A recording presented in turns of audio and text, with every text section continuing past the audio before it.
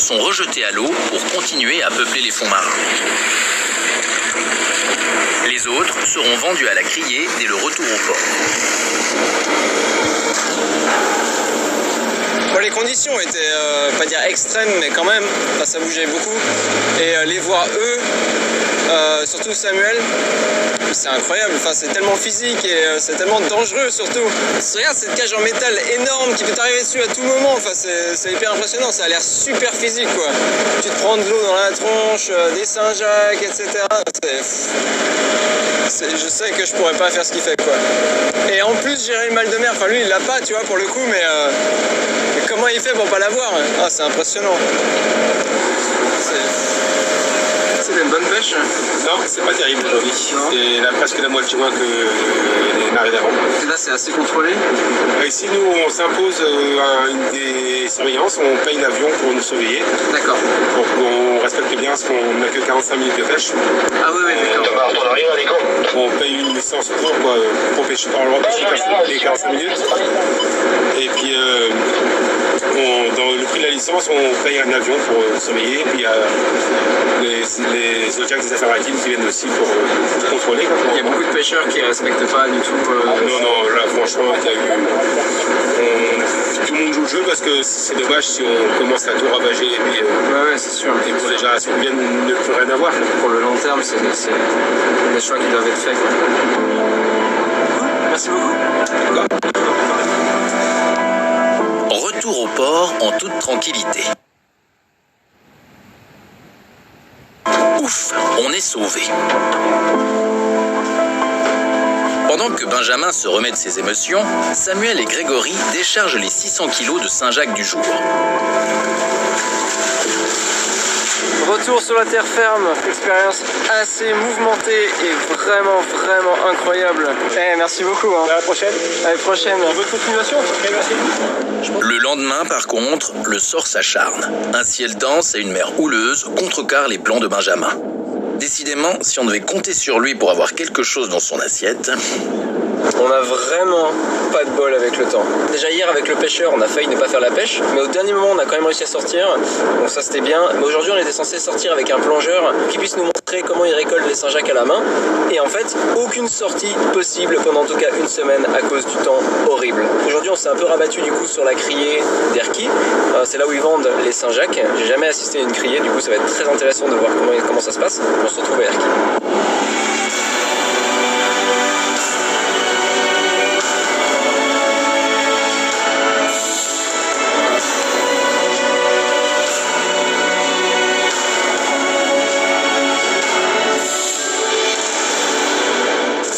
Nous venons d'arriver à Erquy pour la criée. La criée, si vous ne savez pas ce que c'est là où ils vendent les poissons ou en l'occurrence aujourd'hui les coquilles Saint-Jacques. Je ne sais pas si vous m'entendez, il y a du vent. On va aller voir comment ça se passe lors de la vente des coquilles Saint-Jacques. C'est parti. C'est à quelle heure? Voilà, la vente est à 14h30. Vous avez dit 17, ok. Non, ça dépend du jour. Hier c'était à 19h, aujourd'hui 14h30, demain 14h30. Demain 14h30. Et les bateaux arriveront au moins 4 heures avant. Ok, quoi. Merci beaucoup. Bon c'était à 14h30, l'info qu'on nous avait donnée hier était fausse. On nous a dit que ça a commencé à 5h, là il est 5h05 et en fait non, c'était à 2h. Demain on ira à Tindouf pour la suite. Bon en attendant, on va aller se reposer un petit peu parce que c'était un peu la course aujourd'hui quand même. Allez, au lit. Et pendant ce temps, c'est au tour de Megan de se mettre au travail. Sa destination, Amsterdam. Ses canaux, ses façades caractéristiques, ses coffee shops... non, pas ses coffee shops. Sa fabrique de mini-maisons en carton. Une solution originale pour se loger de manière éco-responsable.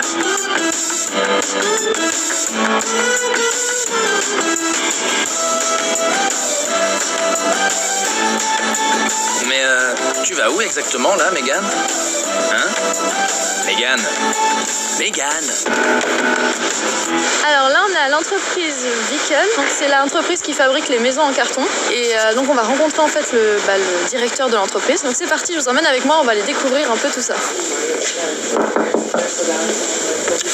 Hello, mister. Hey. Hello. Hey. Nice to meet you. Nice to meet you. I'm Megan. Okay, so I will just introduce you for my video. Yeah. Can you repeat me your name, but Oep. because I don't want to say wrong. Oep. Schilling. Schilling. Ok, à présent, je suis avec Oep Schilling, qui est le directeur de l'entreprise Wickel, là où sont fabriquées les maisons en carton. On va aller visiter toute l'entreprise avec lui aujourd'hui. So, I follow you now. Okay. Let's go to the factory. Alors, let's go. I have you here. Yeah. Okay, perfect, like that. Okay, so now we go into The factory. the factory, so I follow you. This is where we make the houses. Okay. It's the logo, Wickel. Okay, so I will show us. Oh yeah, you with logo, nice. Entree. Merci beaucoup. La Wickel House, maison enveloppée en hollandais, c'est un peu un logement en kit. On choisit le nombre de modules qu'on veut et on assemble. Fastoche, non? We make segments. So a house can contain of 4 segments, a small house, or 10 segments, a big house. So our product is in a way the segment, because the segments are all the same. You connect them like a tunnel. Like a puzzle. You get like a puzzle. I like a puzzle. this. Very simple puzzle. It's not Very simple. because all the pieces are the same. In a puzzle you have like different. Yeah, okay. This is It's like a a little bit puzzle. easier, yeah, like a Lego. Like a Lego. Une maison en Lego, mais en bois, pas en plastique. Oui, c'est à peu près ça. Un vrai jeu d'enfant. Donc il faut savoir qu'en fait, ce sont des assemblages. Les structures sont toujours les mêmes. On va répéter en fait la même chose. C'est juste qu'en fonction du nombre de pièces que vous voulez, on va ajuster. Vous pouvez commencer à partir de 3 pièces et ça peut aller. Je crois que la dernière qu'il a vendue, elle faisait 12 pièces. Donc vous pouvez vraiment assembler. C'est vraiment comme un Lego. Vous assemblez vos petits bouts en fonction de la longueur que vous voulez.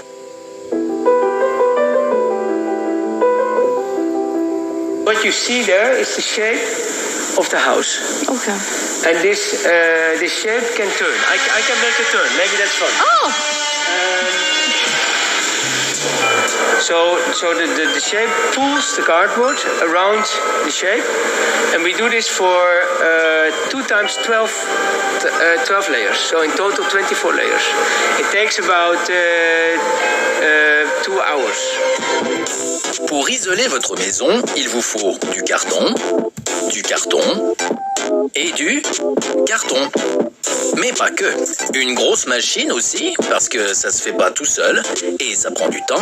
Ah oui, et il vous faut aussi de la colle. Beaucoup de colle. Dis donc, elle est bio cette colle? Et pour le moment, la colle qu'ils utilisent, c'est une colle synthétique, mais ils vont bientôt passer à une colle faite avec des pommes de terre, some potatoes. Oui. Et du coup, pour pas vous faire des frites, du coup, mais plutôt pour faire, not for fries.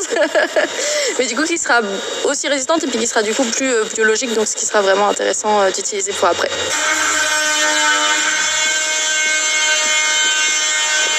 So this is a cardboard segment.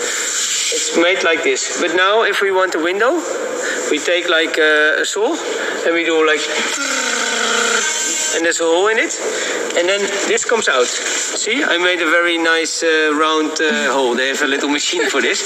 But here you can see exactly what happens. Like you see the first 12 layers, 1 to 12. Then we stop, then we make 1 layer of wood, and then we have the other 12. The reason for the cardboard house was just that the inventor just wanted to prove that you could even make a house out of cardboard. So it was just like a funny, in a way it was a bet between 2 guys. The one said, I can make a house of cardboard, and the other one said, no, you cannot. And they put a bottle of whiskey on it. And then he proved he could make the house of cardboard. That's how the story started. This is very interesting. I think it's like super. Oh my god! It's like it's not. Record me to do it. It's extremely strong. Just push. No, it's very strong. Okay, are you ready? You record it with it? Is it recording? Yeah, it's recording. Yeah, okay. You have me? There you go. Yeah. Okay, are you ready? Yeah. That's crazy, that don't No, move. there's nothing. L'isolation en carton, c'est écologique, hyper résistant, mais pas très rentable. Oep Schilling offre d'ailleurs une alternative, de la laine de bois bien plus rapide à installer. So it looks a bit like wool, but it's wool made of flax. So we make this into the right size, and then we put it in, and now it's nice and warm. Donc son intérêt aussi, c'est de pouvoir construire des maisons plus facilement parce que là, de faire les 12 couches en carton et de les faire plusieurs fois, ça lui prend 2 heures. Donc en fait, quand ils font une maison, chaque maison, il y a minimum 3 petits segments. Donc il faut faire travailler cette machine-là non-stop. Donc comme ils en ont qu'une, les maisons, ils ont du mal à les produire trop à la chaîne. Donc c'est pour ça qu'ils sont pas rentables non plus sur ça, quoi.